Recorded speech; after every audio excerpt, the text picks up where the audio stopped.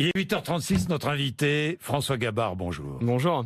Ça me fait plaisir de vous voir sur Terre face à moi. Quel plaisir. Et avec tous nos téléspectateurs et tous nos auditeurs, téléspectatrices et auditrices. François Gabard, je rappelle que vous avez réussi un exploit exceptionnel, 42 jours, 16 heures, 40 minutes et 35 secondes pour accomplir un tour du monde, seul, sur un bateau, à la voile, avec le vent. Uniquement. Ah, c'est chouette, c'est chouette. Je vous ai vu tout à l'heure, vous étiez appuyé contre le mur. Pourquoi? Vous chancelez encore? Ouais, non, je prends un peu mes précautions. Il y a un peu de fatigue quand même encore, donc on essaie de trouver des repères, de s'appuyer un peu. Je regardais vos mains. Montrez-moi vos mains un peu. Qu'est-ce qu'elles ont, ces mains?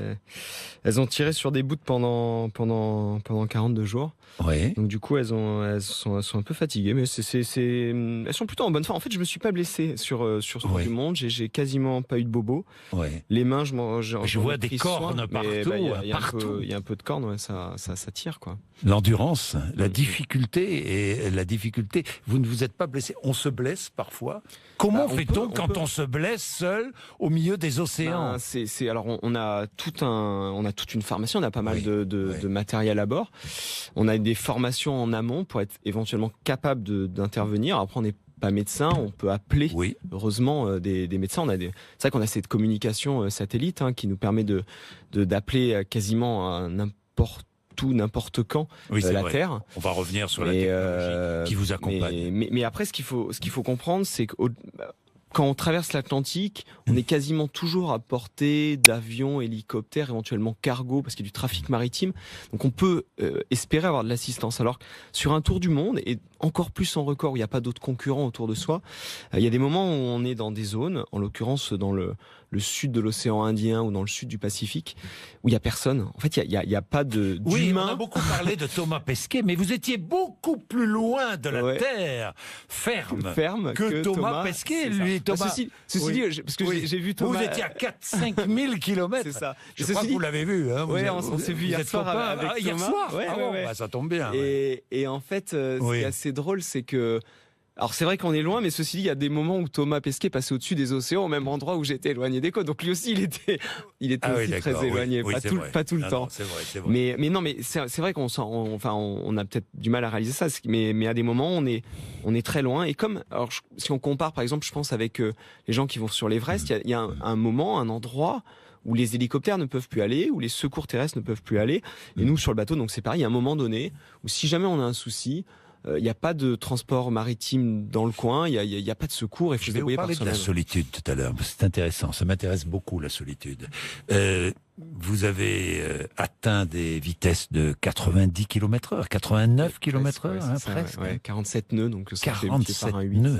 Non mais c'est fou. Combien de moyenne sur ce tour du monde? 27 nœuds, donc ça fait à peu près 50 km/h de moyenne. Oui. Et j'ai battu le record de vitesse moyenne sur 24 heures en 35 nœuds, donc 65 km/h. Pendant 24 heures.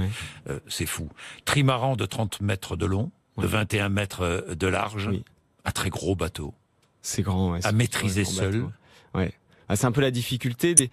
Alors des fois, il paraît grand quand on manœuvre, quand on change une voile, ça paraît immense et ça l'est. Et physiquement, si je suis très fatigué, c'est parce que je passe des heures à tourner les manivelles pour hisser une voile, choquer une voile. Et il y a des moments, et en l'occurrence souvent dans les mers du Sud, quand la mer est vraiment grosse, où le bateau paraît petit. Et j'aurais bien aimé avoir 10 mètres de plus. J'imagine. Parce que quand les vagues font 7, 8, 9 mètres, et quand le bateau de 30 mètres, il paraît pas si grand que ça, en fait. Oui, moi j'imagine, ça doit être impressionnant d'ailleurs. Dites-moi, vous naviguez avec un GPS? Oui. Est-il vrai que vous ne savez pas faire un point au sextant? Tout à fait. Vous ne savez pas naviguer avec les étoiles? Non, ça fait depuis maintenant plus de 30 ans quasiment qu'on a des GPS. Alors mon père, j'ai commencé la voile à 6 ans en croisière. Mon père, quand j'avais 6 ans, faisait le point, donc je vois bien, je vois à peu près comment ça marche. Ceci dit, j'aime bien les maths, j'aime bien la physique, donc je pense qu'il me faudrait pas trop longtemps pour comprendre. Mais c'est pas si simple que ça de faire un point au sextant. Et aujourd'hui, je sais pas faire. Alors certains disent, mais oui, mais qu'est-ce qui se passe si le GPS tombe en panne? Au bord du bateau, il y a 19 GPS. 19 GPS. Mais on en a partout aujourd'hui. Dans nos téléphones, dans chaque téléphone, il y a un GPS. Oui. Dans chaque instrument de navigation aujourd'hui à bord du trimaran massif, il y a un GPS. Alors après, si jamais il n'y a plus d'énergie, Oui. il y a plus de GPS, mais on a même des GPS portables qui fonctionnent avec des piles Donc voilà, aujourd'hui il y a des GPS partout, mais même nous, enfin nos téléphones, nos voitures, il y a des GPS partout. Vous dites, c'est un privilège de vivre ce que je vis et ce Oui. que j'ai vécu. Ah bah évidemment. Un privilège. Pourquoi? D'abord c'est un privilège parce que j'ai une passion Oui. extraordinaire depuis que je suis tout petit, qui m'a aidé, j'ai presque envie de dire qui m'a aidé à grandir, ça m'a accompagné depuis que je suis tout petit, j'ai fait de l'optimisme, etc. Donc j'ai la chance d'avoir cette passion qui me porte en fait depuis des années, et c'est une chance d'avoir une passion, et c'est une chance d'avoir une passion et de pouvoir vivre de sa passion. C'est un privilège extraordinaire. Naviguer sur un bateau comme le trimaran massif, c'est juste exceptionnel. Vous êtes un Aller dans marin les mers du professionnel Sud. aujourd'hui. Oui, aujourd'hui c'est mon Donc métier. vous avez fait des études, vous avez eu un bac S, Ouais. mention très bien, Ouais. vous avez fait l'INSA, ensuite vous êtes devenu ingénieur. Mais la mer, vous êtes toujours retourné vers la mer. Ouais, parce Toujours. que c'est ce que j'aime, c'est ce qui me passionne, et je pense que voilà, on passe tellement de temps finalement à faire notre métier dans notre vie. Enfin, je veux dire, ça nous occupe une bonne partie de notre temps, donc Oui. autant que ce métier-là, il nous passionne, et en plus, je pense qu'on s'épanouit évidemment dans ce qu'on aime faire, et je pense qu'en plus on est bon dans ce qu'on aime faire. Et donc voilà, et je me dis j'ai ça en moi, et ça serait dommage quelque part Vous de pas inculquez cette les... passion à votre fils? Non, alors je le fais sans le vouloir, oui, on se parce dit que- toujours oui. qu'on veut pas. Oui. Mes parents ont fonctionné comme ça. Mais J'ai oui, absolument vous pas avez envie deux sœurs, d'imposer. dont une, paraît-il, qui barre mieux que vous. Hein. Oui. Il y a, Oui. Il y a, mais Oui. ce qu'il faut avec les enfants, je pense, c'est leur proposer des choses, mais pas leur imposer, évidemment. Enfin, moi, je suis passionné de voile, mais on va pas Quel âge imposer. a-t-il, votre fils? Moi, j'ai deux garçons. Vous J'ai avez un- deux garçons, un quel âge plus petit ont-ils? qui a 5 mois et un plus grand qui a l'aîné 5 ans. 5 ans. Il vous Voilà. parle de la voile, de la mer? Oui, parce qu'en Quelle même temps, question c'est pose-t-il notre- à son papa? Ben, en fait, eux, c'est ce qui est assez bizarre. De la même façon que c'était mon cas quand j'ai donc voyagé avec mes parents et mes sœurs Ouais. quand j'étais enfant, j'avais 6 ans, Ouais. c'est quasiment l'âge de mon aîné. Et en fait, on était sur le bateau, on a vécu sur le bateau, mais c'était juste, on se rendait pas compte en fait de la chose un peu exceptionnelle qu'on vivait. C'était juste, les parents nous ont dit, hop, on va sur un bateau. Oui, d'accord, on va sur Ouais. un bateau. À cet âge-là, quand les parents nous disent de faire quelque chose, on les suit aveuglément. Et du coup, on vivait sur un bateau, c'est notre maison, comme d'autres personnes, d'autres familles d'ailleurs qu'on croisait sur le chemin, qui vivaient aussi dans un bateau. Donc tout était normal. Et mon fils, en l'occurrence, j'ai mon fils aîné qui vit en Norvège. Et du coup, ma maison en Norvège, c'est un bateau. Donc je lui impose quelque Non, part. c'est pas vrai. Si, enfin voilà, quand je suis en Norvège avec lui, on vit sur un bateau. Ah bon? Et donc voilà, et donc évidemment je veux pas lui imposer ça, mais enfin je veux pas lui imposer. Le fait de vivre sur un bateau, je trouve que c'est quelque chose de chouette que j'ai vécu quand j'étais petit. Et quand on est en famille, à cet âge-là, c'est quand même des moments privilégiés où on peut aller faire on est ensemble, il y a un petit cocon, et donc voilà. Et pour lui, c'est naturel. En fait, c'est naturel, c'est sa maison. Vous dites ça a été dur, j'ai été à la limite tout le temps. Oui, j'imagine que c'est une épreuve physique, vous êtes un sportif de haut niveau, on est bien d'accord. Hein. Vous lisez l'équipe tous les jours, vous êtes un sportif comme un grand footballeur, vous ne gagnez pas comme autant que Neymar. Non. Non, beaucoup moins. Quand on est un marin professionnel comme vous, on gagne bien sa vie? Aujourd'hui, j'ai la chance, ce qui est le cas de très peu de marins, de gagner ma vie, en effet. Je me pose pas de questions, et ça, c'est un pas privilège. de questions financières. Et surtout, j'ai la chance avec Massif d'avoir un projet sur plusieurs années, où je me pose pas la question de savoir si je dois retrouver un sponsor dans les 2 mois qui viennent. Voilà, on a un projet qui va jusqu'en 2020. Marins, Exactement. Et donc, honnêtement, alors évidemment, on gagne pas comme des footballeurs, mais j'ai presque envie de dire même tant mieux. Parce que je pense qu'on est dans un milieu qui est sain, dans les relations qu'on a avec les gens, avec nos équipes, avec vous, avec les journalistes, il y a une espèce d'équilibre qui fait que on est dans on a les moyens de faire bien les choses, et en même temps sans tomber dans des extrêmes qui souvent, j'ai bien l'impression, pervertissent un petit peu les milieux. Vous suivez la politique, par exemple? Un petit peu, vous ouais. m'avez dit tout à l'heure, ici, ce sont des hommes politiques qui sont... Vous connaissez l'émission? Oui, je vous écoute régulièrement et oui, alors, aimer la politique, je sais pas si c'est un terme, mais en tout cas, je me sens concerné par ça. Engagé dans tous les cas. Ah oui, engagé vraiment. sur certains terrains. Ouais, notamment la défense de notre environnement, j'imagine. Évidemment. Vous dites le problème, c'est que le frein à tous nos exploits sur la mer, ce sera le réchauffement climatique. Aujourd'hui, ce qui se passe, c'est quand on fait un tour du monde, dans le cadre d'un tour du monde, on tourne autour de l'Antarctique. On comprend bien que pour tourner au plus vite autour de l'Antarctique, plus on passe proche, plus c'est le chemin, le trajet est court. Et aujourd'hui, ça fond tout simplement. Il y a des icebergs, il y en a de plus en plus. Donc j'ai eu la chance là de passer sous les îles Kerguelen. J'en ai vu un la Nouvelle-Zélande, là au large. Ouais, j'en ai vu un d'un peu trop près à mon goût. Enfin, c'était magique et à la fois extraordinaire.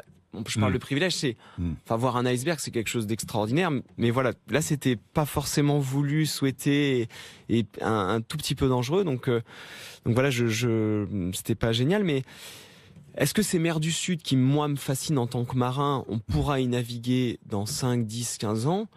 Je me dis, il n'y a aucune raison, les bateaux, oui, on sera capable d'y aller, mais à un moment donné, s'il y a des glaçons partout, oui, ça sera difficile de là-bas. Ce qui n'est pas très grave en soi. Enfin, je comprends. Les marins, on se débrouillera, on trouvera d'autres choses à faire. Vous verrez toujours des albatros. L'albatros, c'est l'oiseau des mers du Sud, donc il faudra. Mais justement, est-ce qu'on pourra y aller en cours? Je sais pas, mais c'est vrai que c'est un oiseau qui me fascine. Qui fait le tour du monde sans pratiquement un battement d'aile. C'est en termes d'environnement et d'énergie, de qualité aérodynamique, cet oiseau est extraordinaire. Il est capable de voler en dormant. Il a une grâce qui est exceptionnelle. Vous naviguez en dormant. Je pensais à lui en fait. Je me disais, il y arrive. S'il y arrive, je devrais y arriver. Mais alors, naviguer en dormant, ça m'intrigue quand même. On a un pilote automatique. Vous avez un pilote automatique. Donc voilà, mais vous dormez par plage horaire, j'imagine. Comment faites-vous? Comment organisez-vous votre journée ou votre nuit? L'organisation, elle est dès qu'on peut se reposer, on se repose. Et on se repose combien de temps? Des fois quelques secondes. Oui. Des fois, ça va être 10 secondes. Enfin, je veux dire, on pique du nez, on ferme les yeux, et puis ça dure pas plus de 10 secondes. Ouais. Des fois 1 minute, des fois 10 minutes, parfois, quelquefois 1 heure. Mais 1 heure, pas plus. Sur le tour du monde, je pense que j'ai jamais dormi peut-être une fois 1h30 d'affilée, parce que le vent ne bougeait pas. Genre, on a des alarmes, on a des capteurs qui permettent de nous réveiller si jamais le vent tourne. Mais dites-moi, vous n'avez pas d'angoisse avant de vous endormir, en vous disant « Oh là là, je vais m'endormir, je vais plus avoir le contrôle du bateau. Si jamais je heurte, je sais pas moi, une baleine, si je heurte un iceberg, si je heurte un bateau. » C'est justement l'enjeu, je pense, c'est d'arriver à avoir suffisamment confiance dans le bateau, dans nos réglages, dans les moyens techniques qui sont à bord du bateau, qui détectent justement les autres bateaux, qui vont mesurer le vent, permettre de nous réveiller. Il faut avoir suffisamment confiance dans cette machine pour avoir un certain lâcher-prise qui nous permet de nous reposer. Parce qu'en effet, si on reste tendu et si on ne dort pas, on perd une énergie folle et on ne peut pas faire ce que j'ai fait. Et la solitude? On souffre de la solitude ou pas? Même si vous êtes en liaison permanente avec la Terre. J'ai du mal avec le terme solitude parce que... Oui. On est isolé géographiquement sur notre bateau, évidemment. J'en parlais, on est à un endroit du monde où il n'y a aucun être humain à plusieurs milliers de kilomètres. L'être vivant le plus proche, c'est les albatros et les pingouins. Et il faudrait faire des milliers de kilomètres pour trouver un être humain. Néanmoins, on est connecté avec la Terre. Et ce que j'ai vécu sur cette course, j'ai envoyé des images, j'ai partagé ça. Et en fait, je me rendais compte qu'il y avait des milliers de personnes qui me suivaient finalement à terre. Et du coup, on partage, on est en interaction avec ces personnes-là. Et du coup, j'ai pas l'impression qu'on se sent seul. Et à l'opposé, je pense qu'il y a des gens qui, en France, dans le monde, vivent dans une vraie solitude, mais qui vivent à Paris, qui prennent le métro, qui croisent des milliers de personnes tous les jours, mais qui sont dans une vraie solitude. Donc, je pense que ça serait, en plus, moi, c'est quelque chose de choisi, Enfin, j'y vais, on m'oblige pas à y aller. Enfin, je veux dire, c'est un choix. Et je pense que me plaindre d'une solitude, ça serait vraiment mal placé vis-à-vis de personnes qui, en France, et il y en a. Je vous parle de solitude. Est-ce que vous allez la chercher, cette solitude aussi? Non, je crois pas, vraiment pas. Non, vous n'avez pas besoin de cette solitude. pas un peu quand vous revenez et que vous êtes assailli par les médias et un que petit peu. En fait, oui, il y a quelque chose que je trouve intéressant dans l'exercice de la course au large en solitaire, c'est que le fait d'être tout seul sur un bateau nous oblige à aller chercher. On fait face à des problèmes et on n'a pas le choix que de trouver des solutions par soi-même. Et ça, cet exercice-là, je trouve qu'il est humainement très intéressant. Et vous prenez vos responsabilités en permanence. On n'a pas le choix. Vous avez des décisions à prendre en permanence. Exactement. C'est ça qui est intéressant. C'est ça qui est excitant. Finalement, c'est un espèce de miroir qui nous permet d'apprendre sur soi, de mieux se connaître et finalement de progresser aussi. Parce qu'on se retrouve face au mur et on n'a pas le choix que de trouver des solutions et apprendre sur soi. Et cet exercice-là, je le trouve intéressant. Mais ce que je disais souvent, c'est qu'on n'est pas on est des êtres sociaux, les humains. Enfin, moi, je fuis pas la société, je fuis pas les amis, non, la famille. Je vous dis ça parce que on a l'impression que vous êtes un jeune homme bien sous tout rapport. J'en sais rien. Vous n'avez aucun défaut, que vous n'avez. Mais si, on vous en avez a des défauts, comme bien tout le monde. sûr, Évidemment. Ouais. Non, mais ça, non. Et puis, je parlais de la solitude. Vous n'étiez pas totalement seul parce qu'il y avait une musique qui revenait sans cesse. Hein, Ben Mazué. Ouais, il y avait. C'est Ben Mazué. Bah bien sûr, bien ouais. Alors, écoutons. Ouais. Écoutons. Je t'écris depuis ma chambre, depuis le mois de septembre, depuis que les choses ont changé. Je t'écris les mains qui tremblent, c'est plus facile de s'interdire de l'évoquer. Vous connaissiez ? Chanteur. Non, je ne connaissais pas. Ça me fait plaisir si vous avez fait découvrir. On fait découvrir Ben Mazué, quelques mots.